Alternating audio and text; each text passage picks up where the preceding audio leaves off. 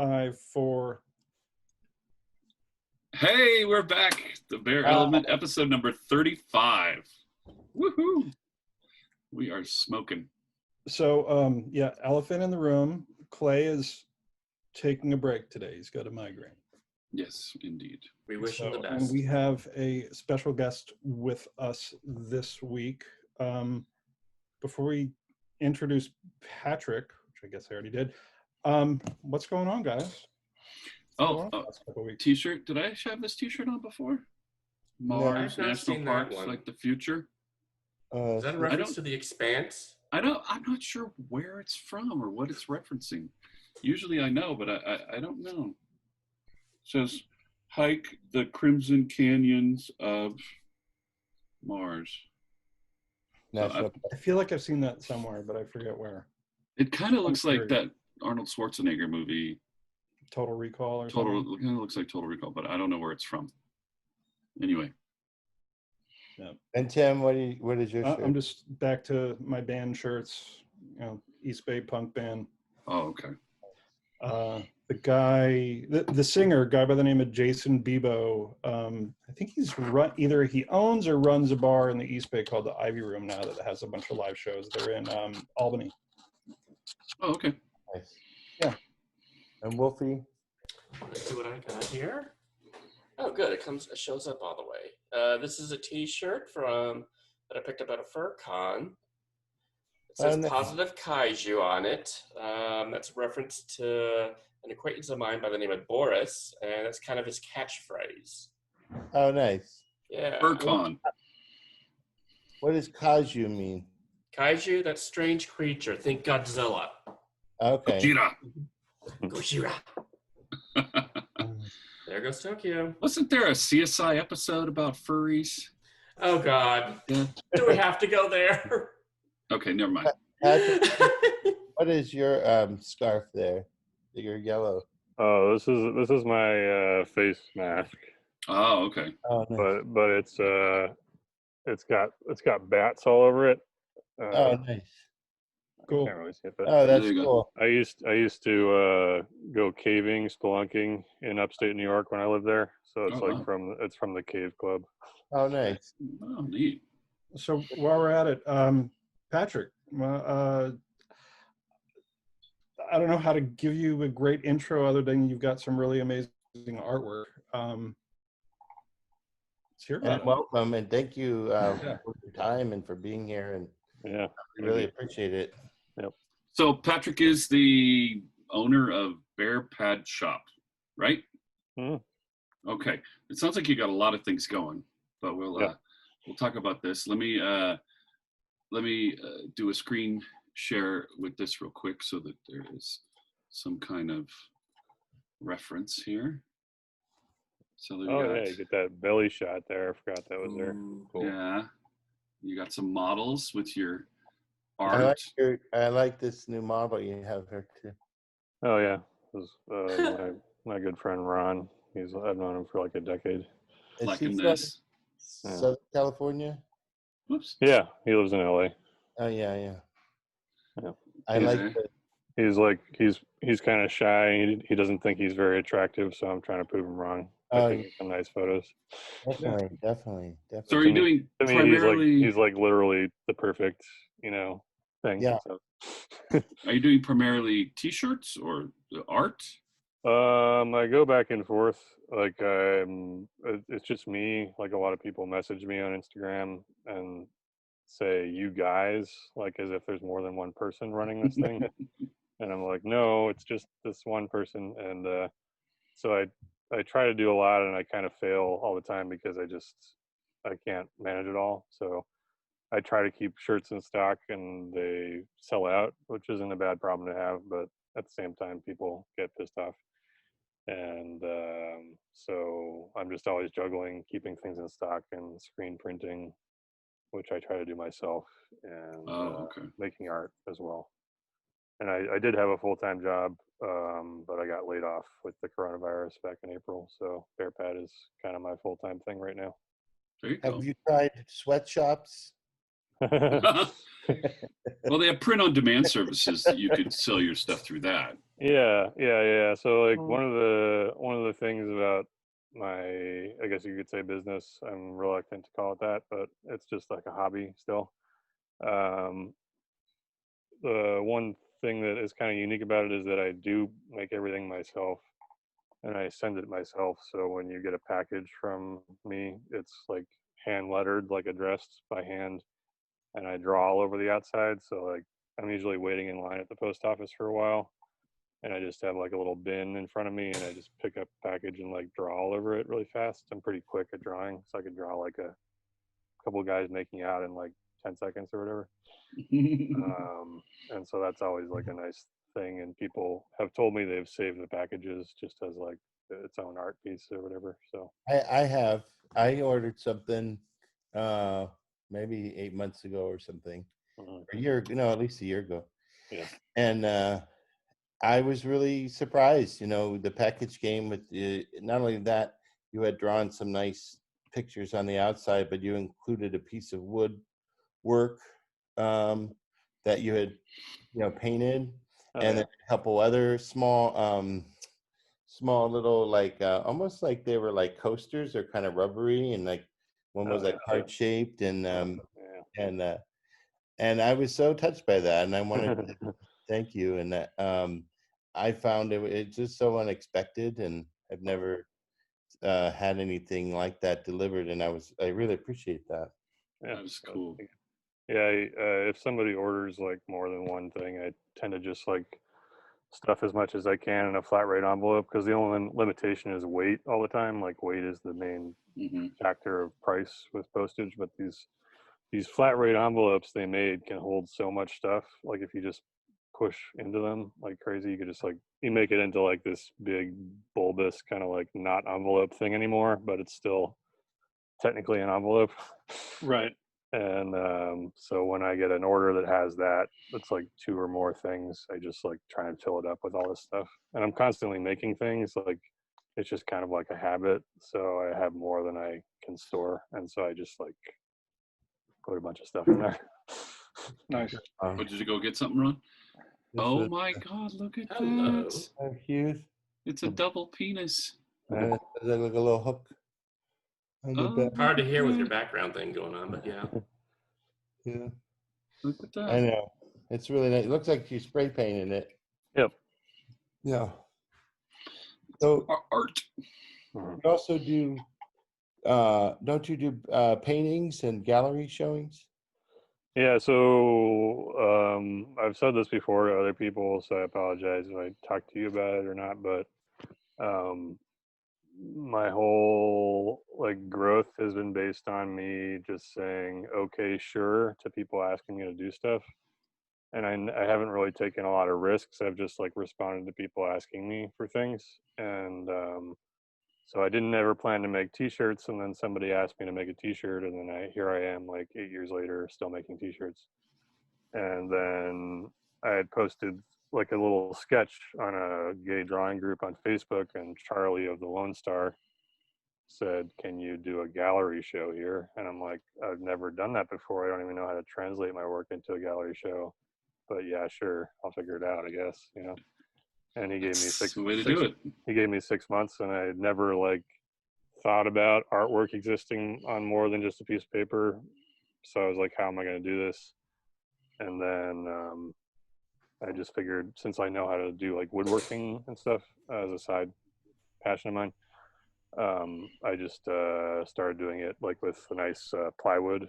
And so they're these kind of floating plywood cutouts that are painted really bright colors, and the details are put in with like a paint marker. Look at But Cool. that. We'll have to include some links to some photos of that when we post yeah, I this. mean, and this stuff is big. It's like the biggest one I think in the last show I did was like 8 feet wide.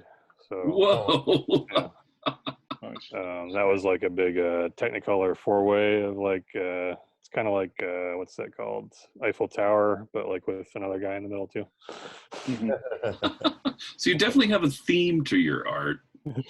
Yeah, Erotic. Is that the right word? yeah. I want to like toe the line between like erotic and cute, I guess, and I try to be like ethical in terms of diversity and trying to show a lot of different kinds of people and bodies like within this very narrow thing of the bear community. There's like a lot of diversity that you don't see, trans bears and bears of color in particular.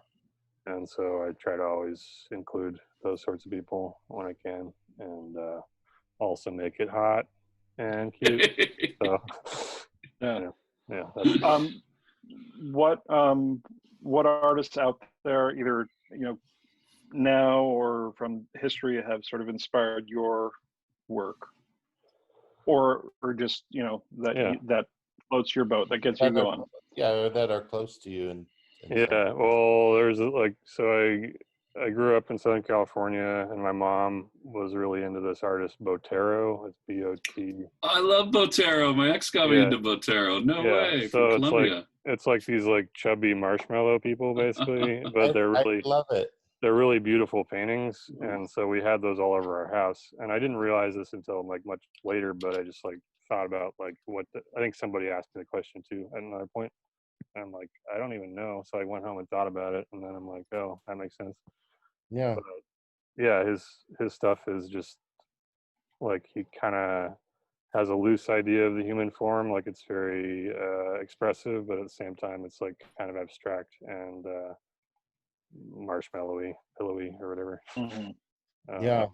So yeah, that's probably like my unconscious inspiration, I guess. And of course, like Oh, nice. Huh. Some examples of Botero. yeah, weirdly enough, like my favorite series of his is the Guantanamo Bay pieces, which are really brutal, but Oh wow. they're like these that's one of them over there with the guy with the like bra on at the bottom on the right hand side.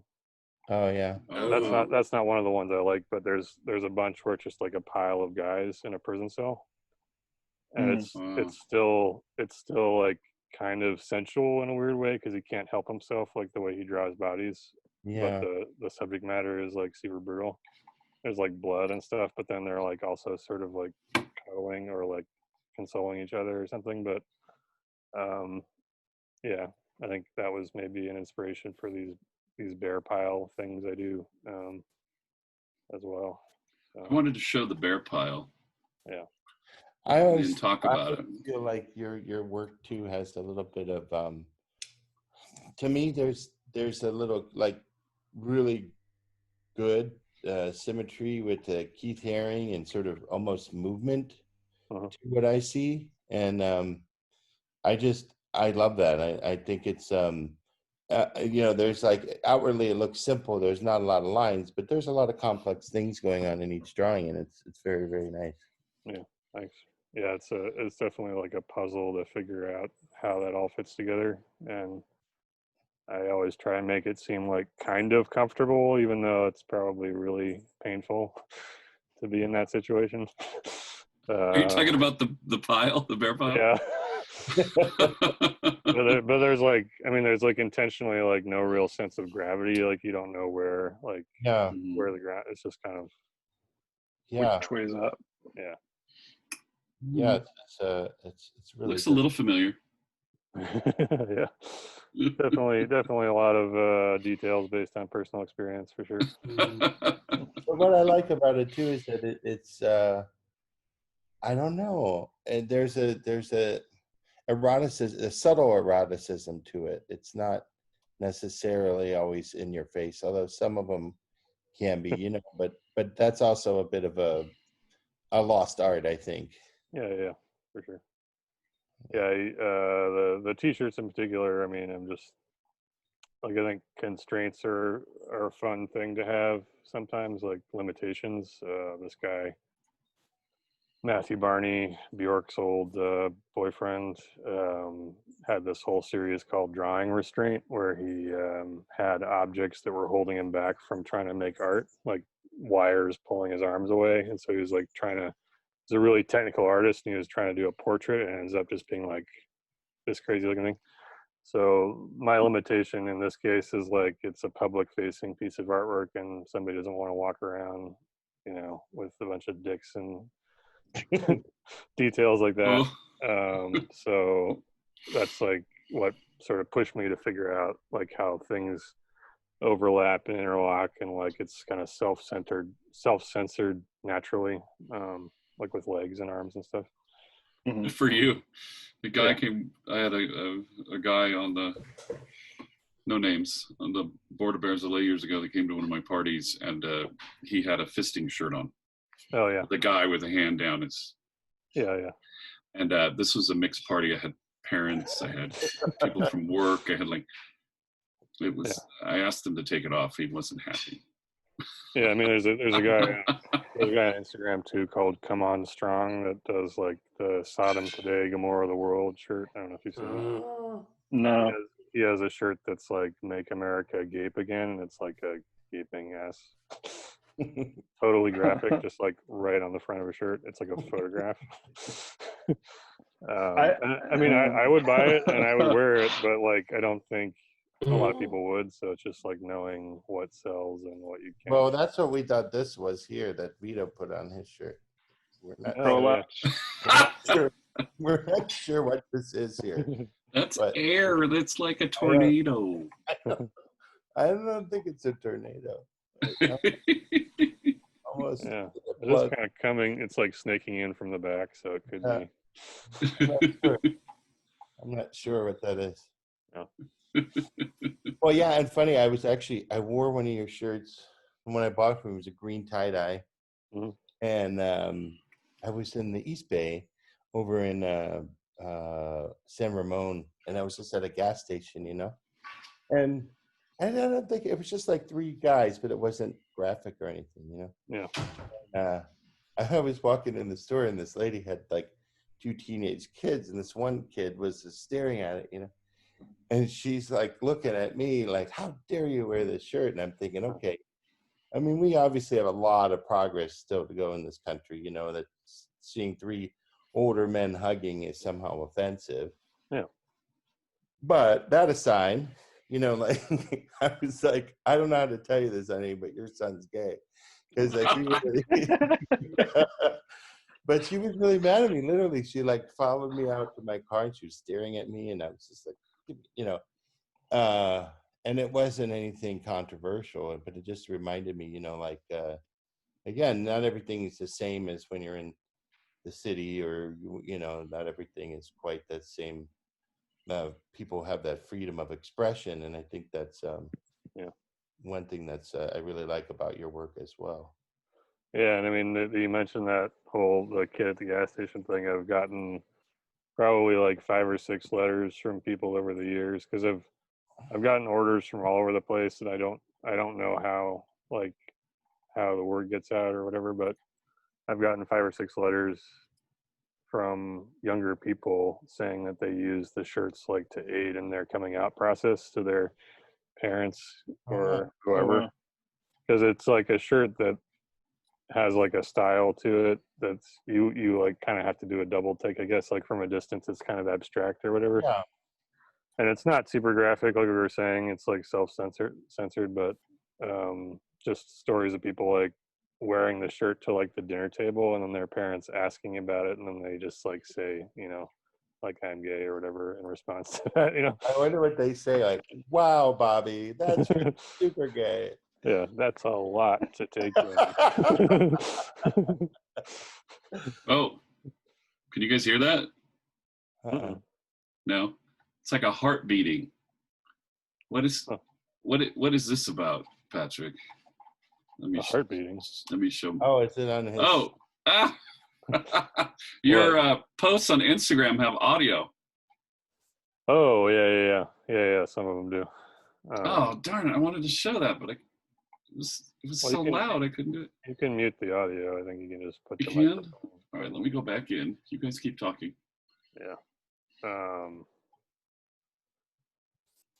Yeah. Well, when I post, I really like music a lot. Like I used to DJ in college and stuff, and so I have like a lot of weird taste in music, and so I try to pair stuff with music when I can. And again, talking about limitations, it's like a fun challenge to find music that won't get picked up by the like copyright infringement thing. That's Yeah. like a machine DMCA. that like listens to everything. So Right. my thing is like, if it's on a tape that I have and it's not on YouTube or it's not on Spotify, it's probably not going to get picked up by the machine. That's usually true. So I just use music that's like really weird and kind of out there a lot of times. Mhm. And then with the stories, when I do a post, I try to like pair each like story with like a piece of music too that is somehow related, even if it's like super obscure and nobody would really pick up on it, but it has like intention to me. Cool. So it's just kind of like an ongoing mixtape in the stories. Mhm. Let me show you guys Um, this. Let me. all right. Sorry, Tim. Hold on. Let me just real quick. I want to see if you hear the audio. Do you hear the audio? Probably. Not yet. Yes. Or You do? a cowbell or something. Well, that was. Can we have more cowbell? More cowbell. Yeah. Anyway. Yeah. So these Cool, those I are like the it. stories, and they usually have like a little audio clip at the bottom. So it's Nice. fun. So how many gallery shows have you had at this point? I mean, I guess like I only had one actual gallery show. It was at Strut in the city, and they Okay. have like a gallery that's like part of the magnet operation. Right. The testing center, if you aren't from the city, it's like a free queer, mostly geared towards men's health center. Are you? And they have like this big gallery space upstairs where they have like poetry readings and shows and stuff, and it's really like a great space. Yeah, it's amazing. Yeah, so I did the first show at the Lone Star. It was just like on the back bar wall, and Charlie, who runs the place, is like super into artwork and video art too, which is like exactly the combo that I like out of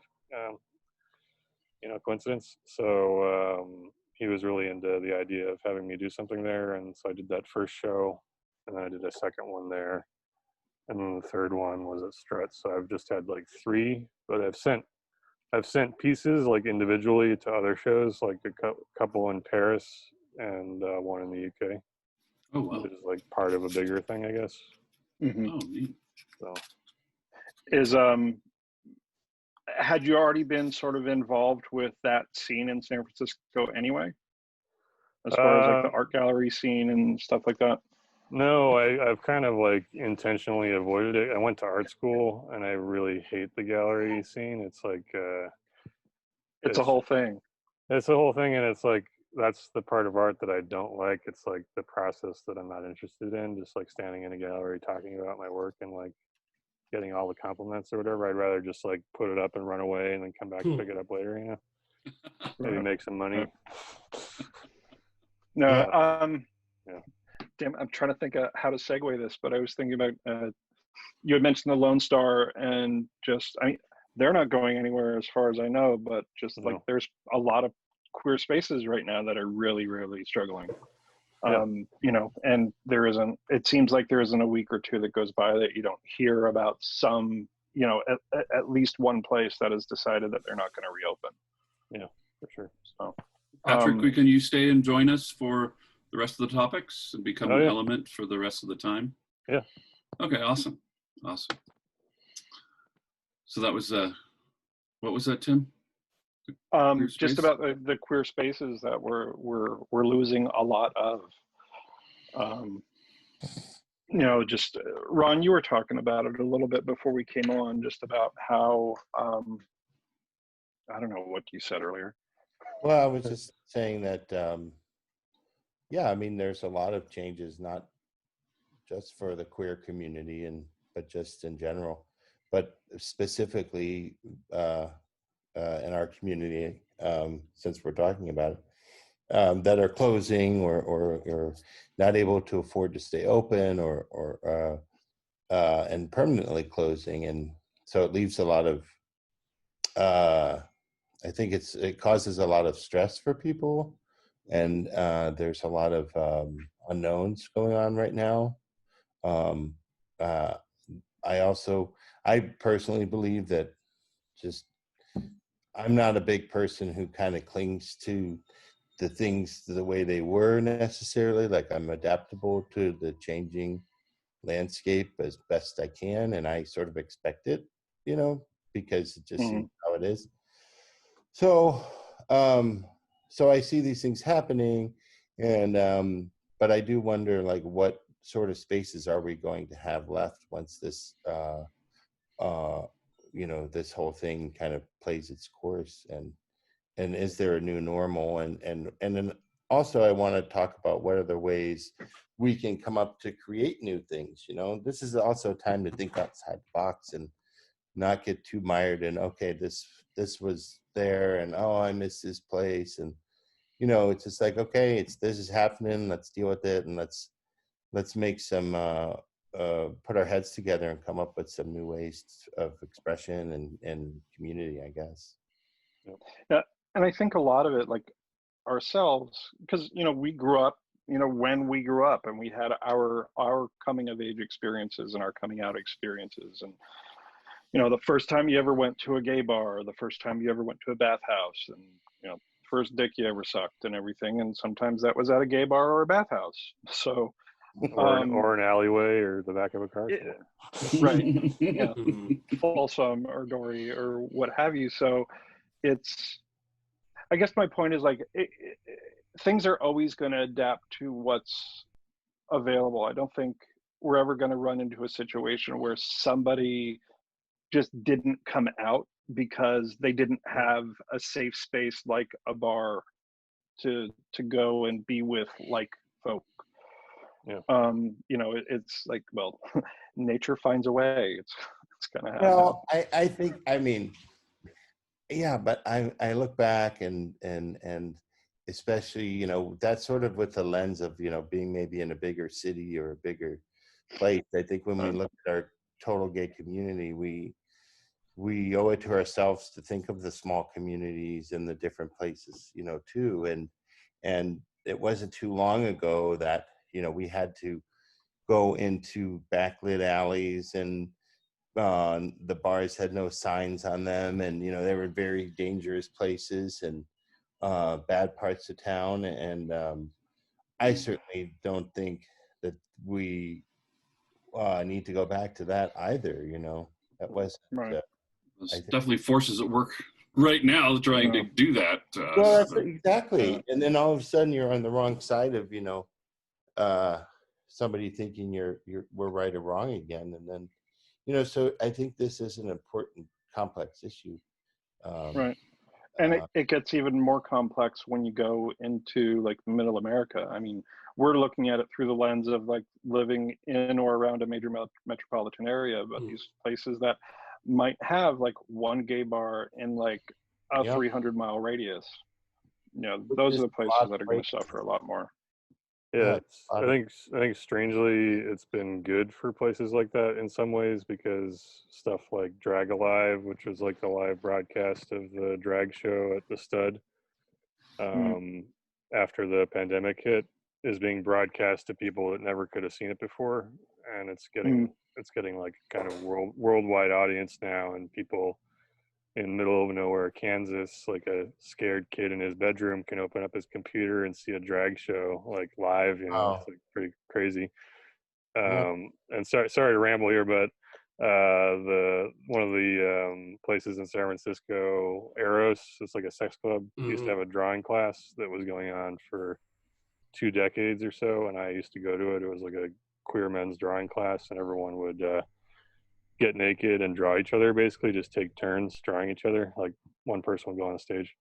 So this was really unique to me, and I was like, wow, this is such a cool thing, and it's like very San Francisco. I've never seen anything like this. I'd only been in town for a couple of years at that point. And then the pandemic hit, and it moved to Zoom, and it was really awkward and weird, and it like felt really sad. And then it started feeling okay again, and I started inviting friends from like Kentucky and Arkansas and Kansas. And so then they were like, wow, they were having the same experience I had, you know, when I first went there in person in the city. Yeah. And Patrick, could you adjust your camera? I'm not seeing your pubic hair properly to draw this. Need more light down there, please. The left ball. Yeah, could you move your scrotum to the left a little bit? Yeah, awkward. Yeah, I can see that. Yeah, it's sort of like that. Have But a foreskin. it's if you cool could- too. It's again, it's like I was saying before, like another limitation that you have to work with, and it's like a fun challenge. Right. A fun challenge, yeah. Yeah, and for these people in like in the middle of nowhere, it's like it's a new thing that's really important to them. And if it goes away, it's kind of a loss. Like if the pandemic resolves itself and this thing stops happening, it's kind of another loss for them.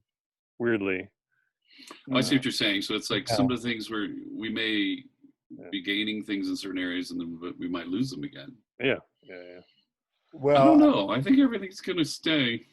do you think so? Stay like the way they are Well, now. like you mean? added in addition to Oh yeah. Oh. the way we Well, used I to do think it. Yeah. they're gonna fluctuate and continue to evolve. I think things happen a little quicker now than they used to, and things sort of morph kind of quickly on their own. Yeah. You know? I think it would be a lot of stuff. Sorry, go ahead. No, go ahead. I think a lot of stuff will stick around, but some stuff well, for example, this podcast. We used to do this 7 or 8 years ago.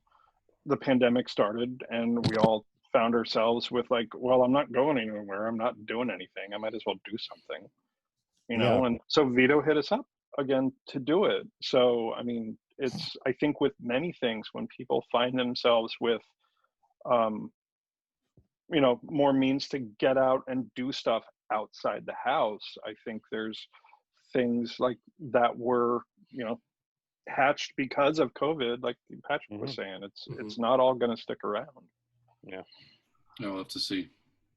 Yeah, so I guess Eros is one of these places that's been there for a long time, and it's like a old school, like charmingly outdated kind of like 1980s interior, like teal and purple carpeting for some reason in a bathhouse. Really bad idea. But they hold all these community events like drawing classes and demonstrations and just random talks and stuff. So it was really like a resource, and they're also struggling like everyone else to figure out what they're going to do. Right. I've been to How do Road you run a bathhouse with social distancing? Like it's Yeah.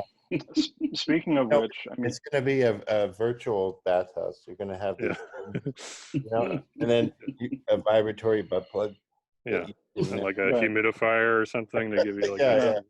well, that's the segue right there. Is that what I was going to say? Was that the segue? Yeah. That's the segue for the internet enabled sex devices. Well, a lot of people are bored, apparently. Let's be online. Yeah.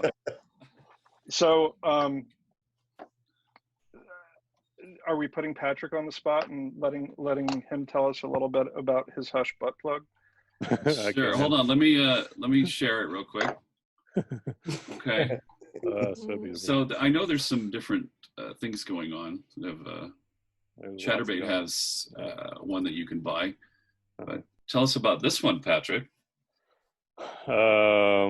So I have some friends that I'm kind of romantically entangled with in various places, like the typical queer lifestyle of having like people that you like and not being able to see them right now, like logistically, is tough.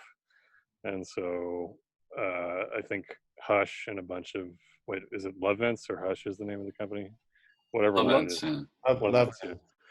Yeah, Lovents and a lot of like Pornhub and stuff like had big fire sales of stuff like when the pandemic was just happening, because they're like, oh, everyone's going to want these things, like why don't we just make it more available, right?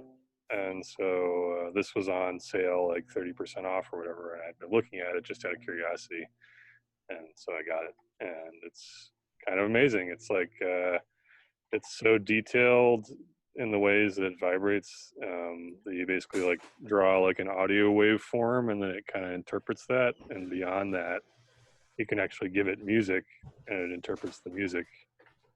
So I've played stuff like Debussy and George Gershwin's Rhapsody in Blue, and heard it in my butt, And that's like this, to me, it's like this crazy, it's like this mind-blowing experience of like imagining the composer like 100 years ago, not knowing that one day this would be like playing in somebody's ass. Or maybe it was designed just for that. It's finally found its home. Like that's what it was meant to be. Right. Yeah. 1812 Overture. Yeah. I mean, I'm building a playlist. Like, feel free to suggest things. Yeah. This is the regular, just the Hush one, right? The hot product. Yeah, and I think there's like there's various like Wi-Fi enabled things they have, but yeah. Is But there- with all, there a I think with random all mode? their, what's that, Ron? Sorry, I just wondered if there was a random mode that you could just have it play. Shuffle. Yeah, shuffle. I mean, you can literally build a playlist and it's connected to Spotify, so you could definitely shuffle. What is this one for? Is this for I don't know. hoo-has? That's for that's for Girls? vagina, I think. Oh, okay. Does anyone know what a vagina looks like? Unfortunately, I I do. am so not going there. Oh, this is the one very similar to the one they use for Chatterbait. I think that it probably is the one they use for Chatterbait. Oh, okay. Honestly, I think they probably have a deal. Yeah. So Because I think this is literally the only company that has this technology right now. Oh, so okay. They kind of have the market on it. So you can give your code to somebody as well. Hmm. Yeah, it's like cool, like very modern of them. It's all about consent, so you can like give your code to whoever and you can specify how long they have it. And Oh, you nice. Wow. you can like withdraw the access anytime you want. Multiple people can share the code and kind of like take turns, which I have done, and it's pretty cool because you definitely like feel the difference between how two people like interpret that technology. Interesting. Hmm. Yeah. And there's a bunch of presets too. Yep. Yeah, Which some are better than others, of course, because there's a lot of it's like user created. Right.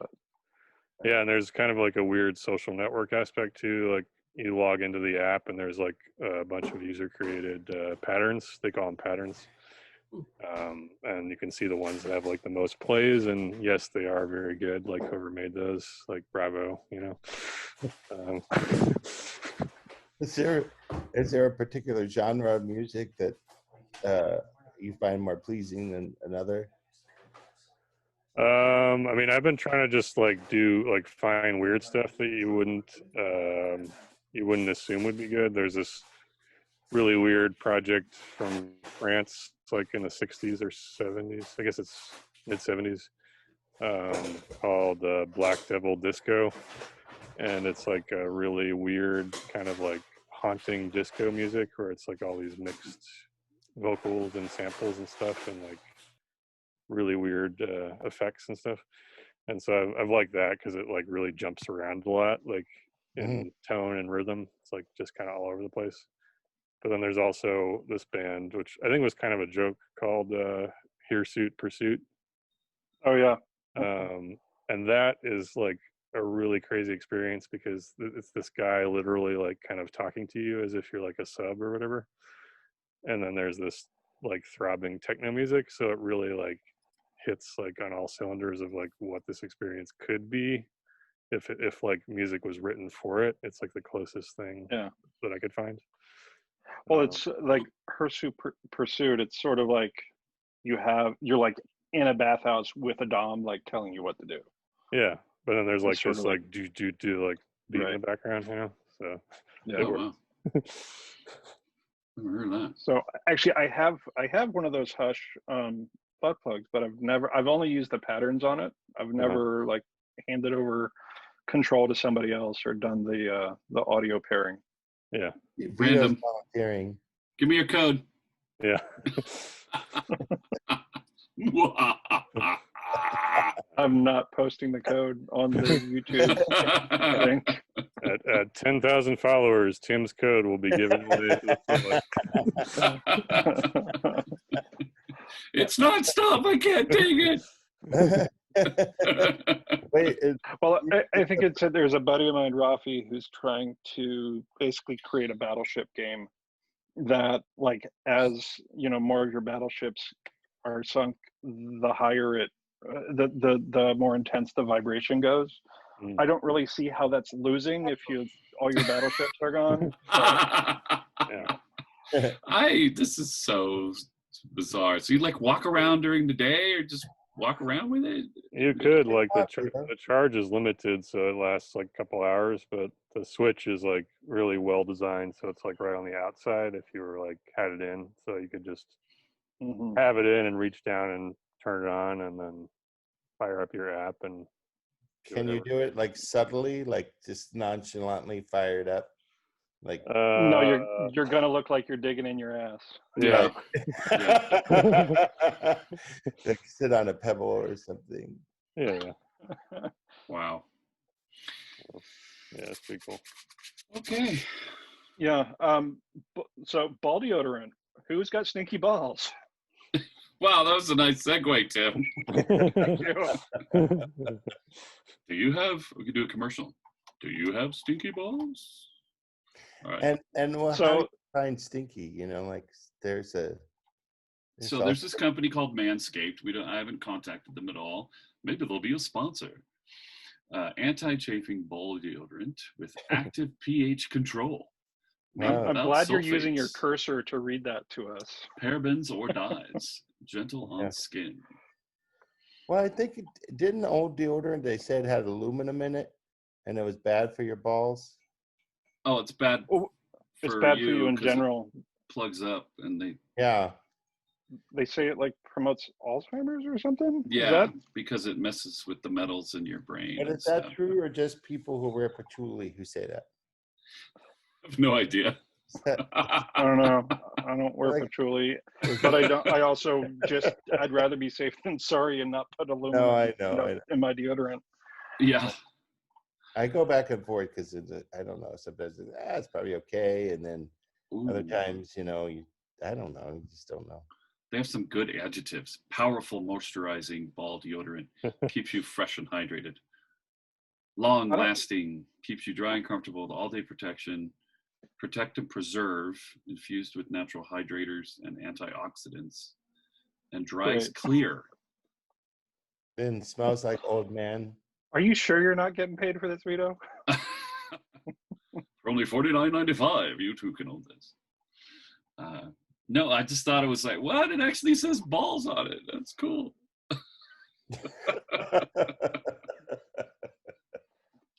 So yes, we have deodorant that says balls on it, and we have Patrick's artwork with balls. This is a on very them. sexual episode. See what happens with COVID. There you go. So I use, have you ever heard of the crystal deodorant? Yeah. One of my exes told me about this, and you can use it on all sorts of body parts, not just your underarms, if they're stinky. And What- it inhibits bacteria growth. Is it rubbing crystals on you? Well, there's 3 different ways to do it. It's a hard crystal that you put under water, and then you would put it on the thing. Or they have a roll-on version, or they have a spray version. I like the spray version. So you can spray anywhere you want, including your crotch area if it's a little stinky, and there you go. It almost instantly stops the smell and inhibits bacterial growth. Do you Yeah, feel I would think a spray would be more comfortable than rubbing like a jagged piece of rock in your balls. It's smooth. But, oh, They're that's the. smooth. Oh, Yeah, Oh, put what is that? Wolf, put it back up. You got it right in the light. Get that little better lighting. Maybe put your That- hand over it or something. Is that what you use for deodorant? That's the brand. There's a few different ones, but it's Yeah. not like a crystal, like a piece of quartz or something. It's not like a. it's formed like- by a crystal, but it's more like Smooth. it's smooth. It's like a mineral salt crystal. Yeah. So that's what I'm kind of thinking with this crop preserver ball deodorant might be made out of. Ingredients. So here we go. Where's Clay? Tapioca starch. Clay. Clay would be changing the subject. I think He would, and I'm doing a really bad job at it. I think Does everybody here use ball deodorant? There we go. I like this No. photo. I barely use regular deodorant. Oh, Tim's a stinky boy, huh? No, I shower daily. I got to make up for the stinky ears. Patrick, you use it? I don't know. I like baking soda for like pretty much everything. Baking soda and water is like a really good. You can like clean your kitchen with it. You can make volcanoes, and you can use it as Brush like your teeth. you can use it as like soap or like anti-dandruff shampoo. It's like better than Selsun Blue or whatever. So Oh, yeah, you Okay. like make a paste or a? yeah, it's like the ratio is kind of important, but once you kind of narrow it down, then it works really well. Like if it's too much, it kind of feels like it's tearing off your skin or something. But the right amount is good, and then you can like finish it off with apple cider vinegar. Yeah. And that like kind of takes away whatever of the residual stuff was there. Because like And then what vinegar, gets rid of the vinegar smell? nothing but apple cider vinegar smells like the holidays. So yeah. Why not? I use it. I use it. I get it and I get the bottle and I squeeze it in my skin and then I use it. Really? No dandruff. Yep. No dandruff at all. A bottle of Yeah. what? Apple cider vinegar. I've never heard of that. Yeah, my friend told me about it about 4 or 5 months ago, and I only have to. I'll see a little bit of flaking starting, but it doesn't happen very often now. How often do you 2 need weeks, two and a every half, 2 3 weeks? weeks? Yeah. Yeah, where before it was a constant problem. Right. Yeah. Now it's not. So you just Yeah. get the vinegar in and put it in with a comb. Let it sit for a few minutes, and then I use regular shampoo to get rid of the vinegar smell. Yeah. But it's Oh. amazing. It works amazingly. Yeah, that's crazy. And I think it just like promotes your like natural skin to do whatever it's supposed to do. So it like brings Mhm. back your beard oil and stuff. Okay, so I'm in the shower, and I get the apple cider vinegar and the baking soda. Mm. I put it in my crotch, and I make a paste. not at the same time. That's the volcano thing. Yeah, That makes the right. volcano. You put the vinegar with the Yeah, baking soda. make Yeah. sure you put the butt plug in first. Oh wait, the butt plug in first, and then spray the crystal. Yeah, then you rub the magic crystal over you, because that's what it sounds like. And then, I'm not exactly how I could use the baking soda, but could- I could definitely. I never thought about putting the apple cider vinegar under your arms, but I guess that would help with Yeah. smell too, right? Yeah, I think it's just like an anti-fungus, and it just sort of separates like dirt and grime from everything else. So it just like kind of sucks it up. But the baking soda. Baking soda, Yeah. Yeah. All right. I did a weird thing. It's not weird, but different. There's in Santa Cruz, they have these, it's called a float spa. It's like a tub, and looks like a big egg. And it's full of Epsom salt. So it has like really, really high salt concentration. And you go in there and you just float in the water, and it's like, they have these colors that come over, and you could change the colors, or you could just like kind of float weightless in the dark sphere, in the dark. And but I found it's really good for your skin too, like soaking in Epsom salts and any skin related stuff that seems to. I guess every once in a while, I guess you don't want to dry yourself out too much, but it's good for skin stuff. Yeah, the stuff that's just like one ingredient and works the same way or basically the same way is like stuff I try to do, because it's just like you know exactly what it is. It's just that one thing, and there's nothing else. So Did you have any altered states? Mean. I feel like I'm While living in floating? a constant altered state right You now. don't get it? It's from the movie Altered States. That's what they were. Yeah. yeah. Okay. Cocoon. Haven't seen it. Sorry. It's It in was the like floaty one- things. Yeah. Pods from Cocoon. Did anybody hear Alfred Brimley died today? Yeah. Or was it yesterday? Yesterday? Oh, I was yeah. so sad. But I got the diabetes. He was one of my first big crushes when I was younger, and I didn't know how to explain it, as a kid. And it sort of reminds me of some of Patrick's work, in that he has some, older models, which to me is also like not something that I found a lot represented when I was younger. And he was one of them.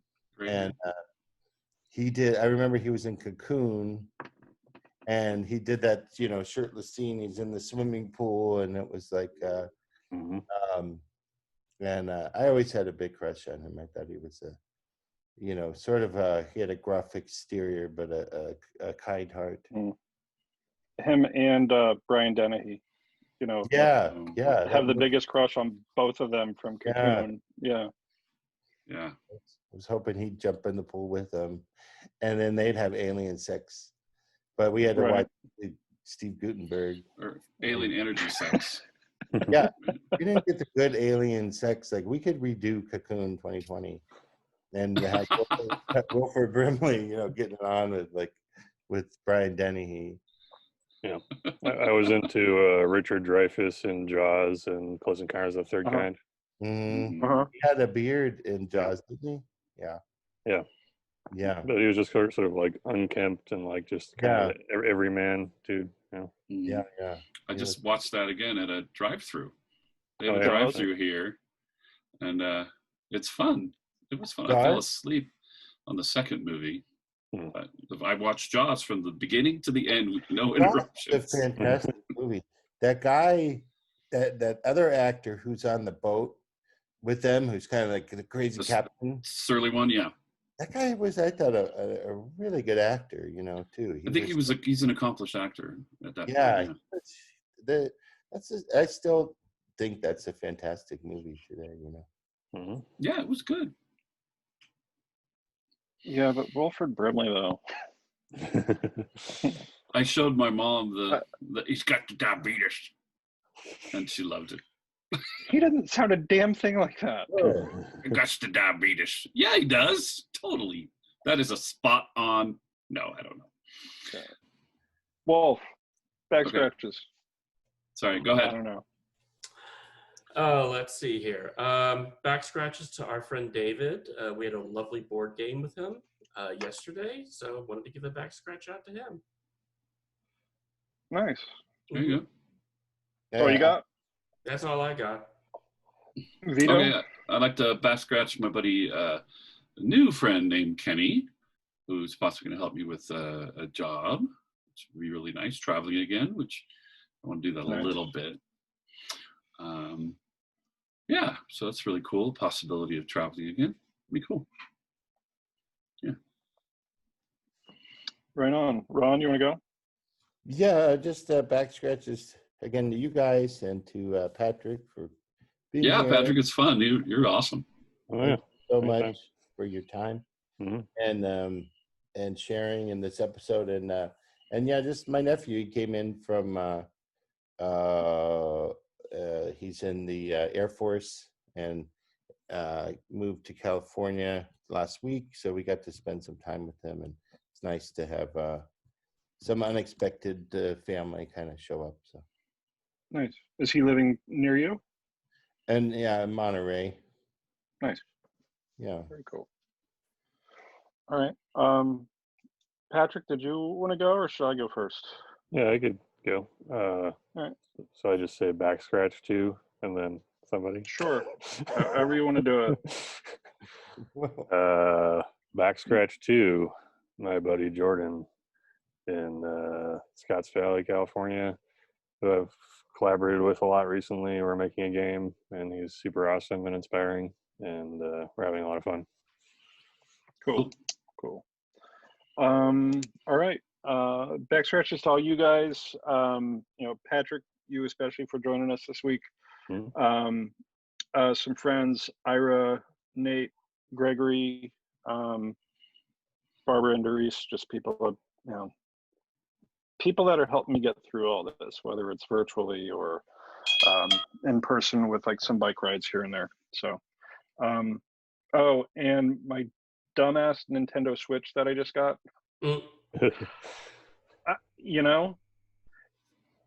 Animal Crossing is a dumbest fucking game, but I can't stop playing it. There's no point to it, but it's really fucking relaxing. So Would you that's like to been getting me through this backscratch, shit, too. Tim, would you like to backscratch any inanimate objects that happen to vibrate? Tom Nook. No, but I do want to give a shout out to the Lovence Max, which is sort of like their fleshlight thing that is automated, and it's fucking amazing, and I highly recommend it. What products? I'm on the website. I also want to backscratch my buddy Mike that just moved in here, and he's pretty cool. He's very cool, and we're having a good time getting the house together. Mm. All right. Good deal. Awesome. You ready? Thanks again, Patrick. Yeah, thank To you. wrap up. All right. I'm signing off, everybody. Take care. See you in a Bye. couple weeks.